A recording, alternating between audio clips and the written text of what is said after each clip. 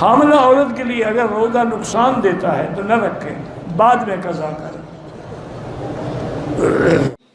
Pregnancy میں یا feed کرانے والی خواتین، ان کے لیے روزہ چھوڑنا جائز ہے یا نہیں ہے؟ یہ مسئلہ بہت زیادہ پوچھا جاتا ہے۔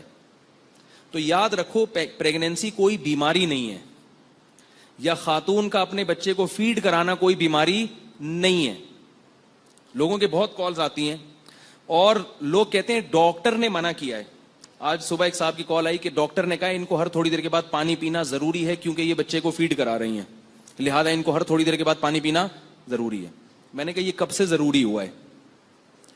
آدم علیہ السلام کے زمانے سے لے کر آج تک ہماری ماؤں کے دور تک تو پانی پینا، ڈاکٹروں کے ہاں تو صبح اٹھ کے 48 گلاس پانی پینا بھی ضروری ہو گیا ہے، سنا ہے؟ 48 سے تھوڑا کم کر لیں۔ ایک صاحب نے بتایا کہ ڈاکٹر نے کہا کہ صبح 6 گلاس پانی پیا کرو۔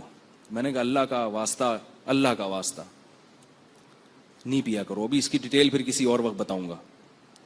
دنیا میں کوئی جانور بھی صبح اٹھ کے پانی نہیں پیتا، الا یہ کہ رات کو پینا بھول گیا ہو یا پیاس بہت لگ رہی ہو، وہ بھی صبح کچھ کھانے کی طرف جاتے ہیں۔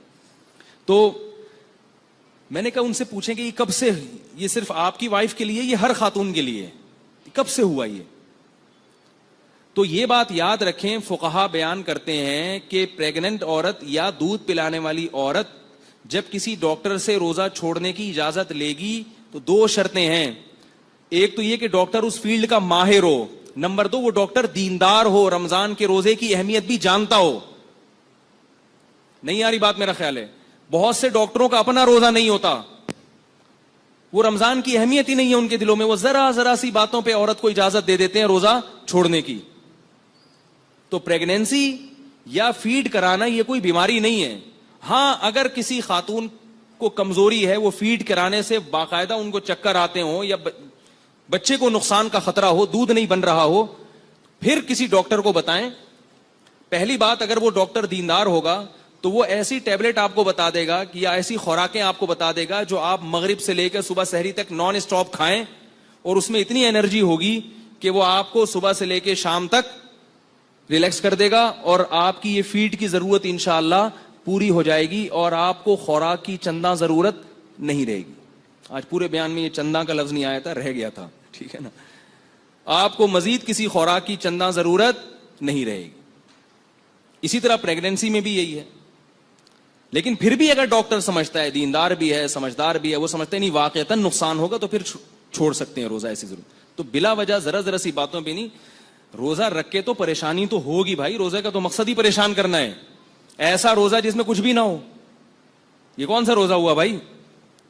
تو روزہ رکھیں گے تو گریں گے بھی، چکر بھی آئیں گے، پریشانی بھی ہوگی تو ہوگا، لیکن اگر واقعی بیماری ہے تو چھوڑ سکتے ہیں۔ کہتی تھی کہ میں امریکہ سویڈن میں رہتی ہوں، میرا 1 سال کا بچہ ہے، اسے میں نے دودھ بھی پلاتی ہوں، ہمارے پاس روزہ جو ہے 22 گھنٹے کا ہوتا ہے، روزہ رکھ سکتی ہوں؟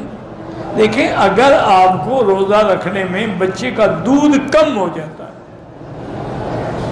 پھر تو آپ اس کو بعد میں قضا کر سکتی ہیں، لیکن وہ ٹھنڈا ملک ہے، وہاں تو پتہ نہیں لگتا 22 گھنٹے گزرنے کا۔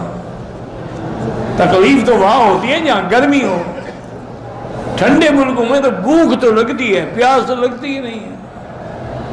تو اس لیے ہمت یہی کریں کہ روزے رکھیں آپ، اللہ بچے کا دودھ بھی انشاءاللہ پورا کر دیں گے۔ اور پھر یہ ہے کہ اگر آدمی رکھنا چاہے نا جی، تو بچے کم از کم 8-8 10-10 گھنٹے سوتے ہیں،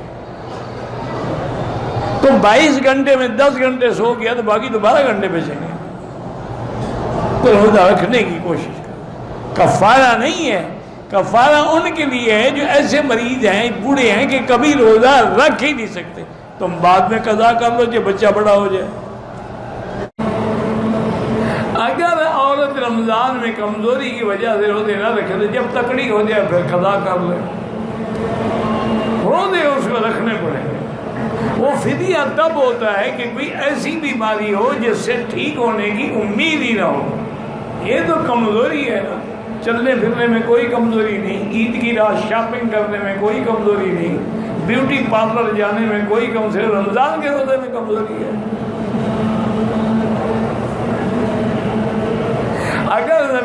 سجدہ کرتے ہوئے پاؤں اڑ جائے نماز نہیں ہوگی، کیونکہ انسان جب نماز پڑھتا ہے یسجد علی سبعۃ اعضاء، 7 اعضاء پہ سجدہ کرتا ہے، تو اگر ان میں 2 آپ نے ایک اٹھا لیا تو نماز نہیں ہوئی۔